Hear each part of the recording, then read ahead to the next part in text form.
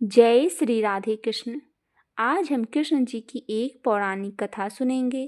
प्रभु श्री कृष्ण ने गोपियों के साथ बहुत सी लीला की है। श्री कृष्ण गोपियों की मटकी फोड़ते और माखन चुराते और गोपियाँ श्री कृष्ण का उल्हाना लेकर मैया यशोदा के पास जाती। ऐसा बहुत बार हुआ। एक बार की बात है कि यशोदा मैया प्रभु श्री कृष्ण के उल्हानों से तंग आ गई और छड़ी लेकर श्री कृष्ण की ओर दौड़ी। जब प्रभु ने अपनी मैया को क्रोध में देखा तो वह अपना बचाव करने के लिए भागने लगे। भागते भागते श्री कृष्ण एक कुम्हार के पास पहुँचे। कुम्हार तो अपने मिट्टी के घड़े बनाने में व्यस्त था, लेकिन जैसे ही कुम्हार ने श्री कृष्ण को देखा तो वह बहुत प्रसन्न हुआ। कुम्हार जानता था कि श्री कृष्ण साक्षात परमेश्वर है। तब प्रभु ने कुम्हार से कहा कि कुम्हार जी, आज मेरी मैया मुझ पर बहुत क्रोधित है। मैया छड़ी लेकर मेरे पीछे आ रही है। भैया मुझे कहीं छुपा लो। तब कुम्हार ने श्री कृष्ण को एक बड़े से मटके के नीचे छुपा दिया।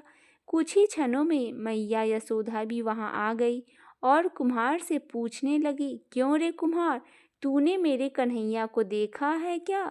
कुम्हार ने कह दिया, नहीं मैया, मैंने तो नहीं देखा।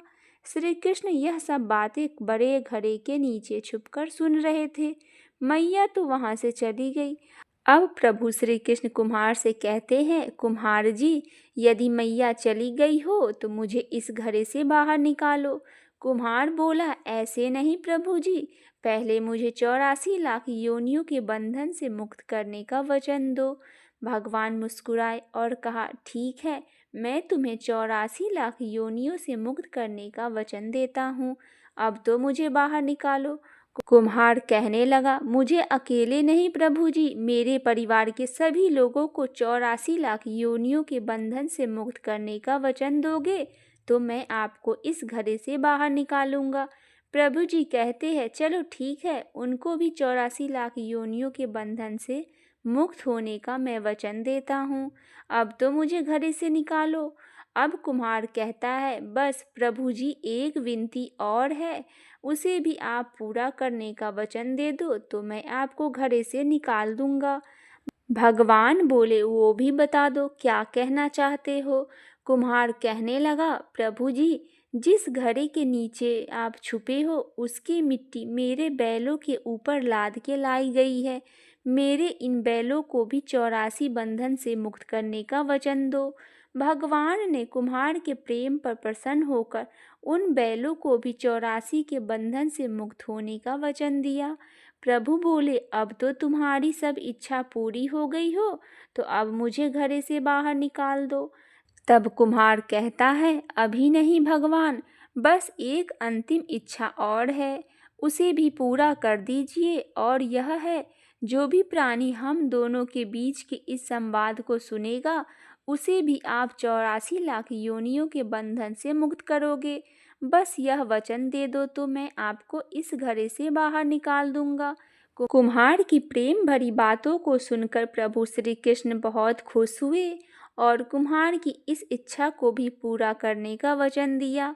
फिर कुम्हार ने बाल श्री कृष्ण को घड़े से बाहर निकाल दिया। उनके चरणों में साष्टांग प्रणाम किया। प्रभु जी के चरण धोए और चरणामृत लिया। अपनी पूरी झोपड़ी में चरणामृत का छिड़काव किया और प्रभु जी के गले लगकर इतने रोए कि प्रभु में ही विलीन हो गए। जरा सोचिए, जो बाल श्री कृष्ण 7 कोस लंबे चौड़े गोवर्धन पर्वत को अपनी छोटी सी उंगली में उठा सकते हैं, तो वो क्या एक घड़ा को नहीं उठा सकते? लेकिन बिना प्रेम में रिझे नहीं नटवर नंदन किशोर कोई कितने भी यज्ञ करे, अनुष्ठान करे, कितना भी दान करे, चाहे कितना भी भक्ति करे, लेकिन जब तक मन में प्राणी मात्र के लिए प्रेम नहीं होंगे प्रभु श्री कृष्ण नहीं मिलते। बोलिए श्री राधा रानी की जय, श्री कृष्ण कन्हैया लाल की जय।